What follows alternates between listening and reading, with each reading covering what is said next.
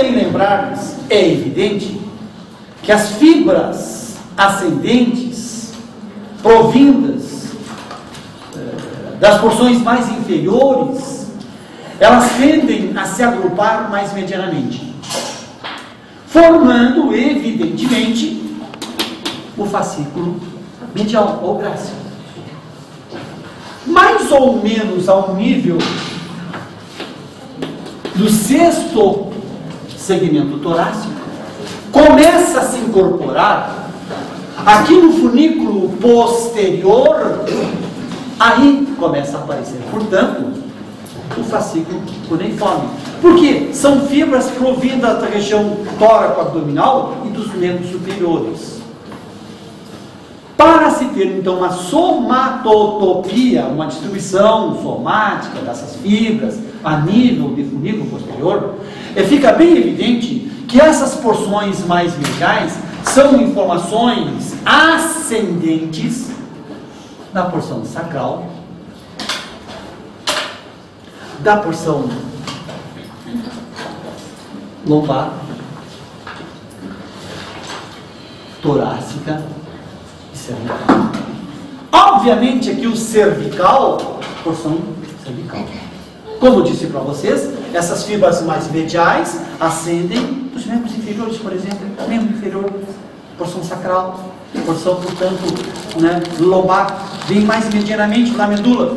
Ou seja, quando ocorrem lesões neste nível aqui, as perdas de informações sensitivas, já então citadas, se referem às porções mais inferiores do corpo.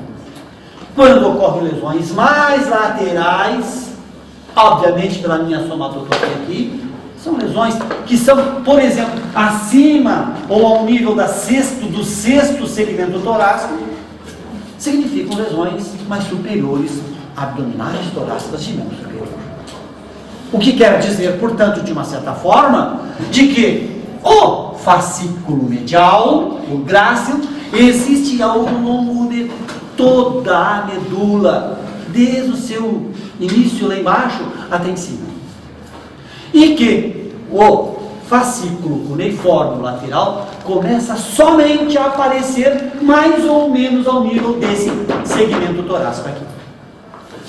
Num corte histológico, ao nível lá de D10, D11, por exemplo, lombares, eu não vou encontrar fascículos cuneiformes.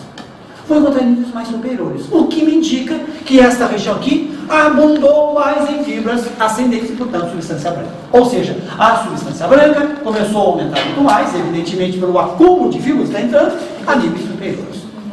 Tudo bem? Ou seja, aqui está o fascículo grácil, medial, e aqui o fascículo cuneiforme lateral.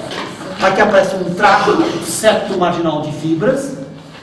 Botei bem ali, septo, está junto do septo, está margeando o septo. E aqui um fascículo interfascicular, entre os dois fascículos. O grácil e o cuneiforme, o medial e o lateral. Nesses níveis aqui assim, mais ou menos, das colunas posterior, da coluna posterior, a coluna posterior, e a via aferente das fibras sensitivas, quer dizer, eu não quero desenhar por cima aqui, senão vai dar uma confusão, mas a fibra que está chegando por aqui assim, vai entrar por aí, e a que está, quer dizer, a entrada é por aqui e a saída é por aqui.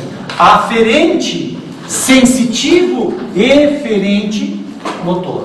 Se inverter, aí vai dar tudo errado.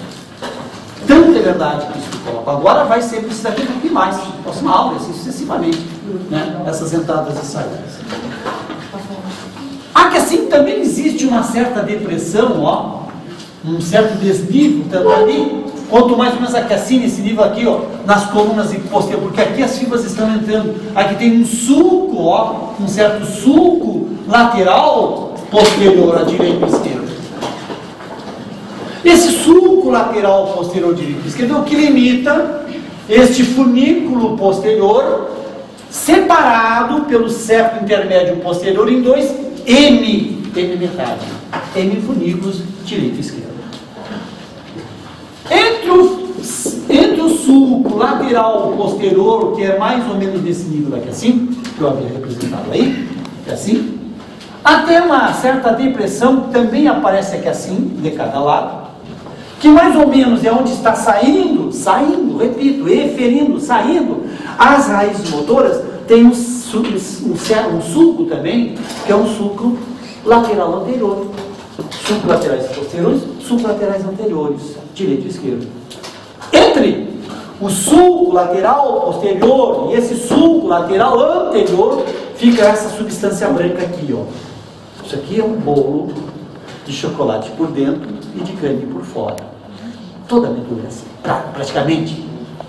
É claro que vocês há de convir comigo, eu já dizia anteriormente no comecinho, que à medida que eu for subindo pela medula, essa substância branca vai aumentando, e então acaba o que acontecendo com a substância branca, ela acaba cortando a substância cinzenta e formando ilhas, núcleos de substância cinzenta. São os núcleos próprios da medula.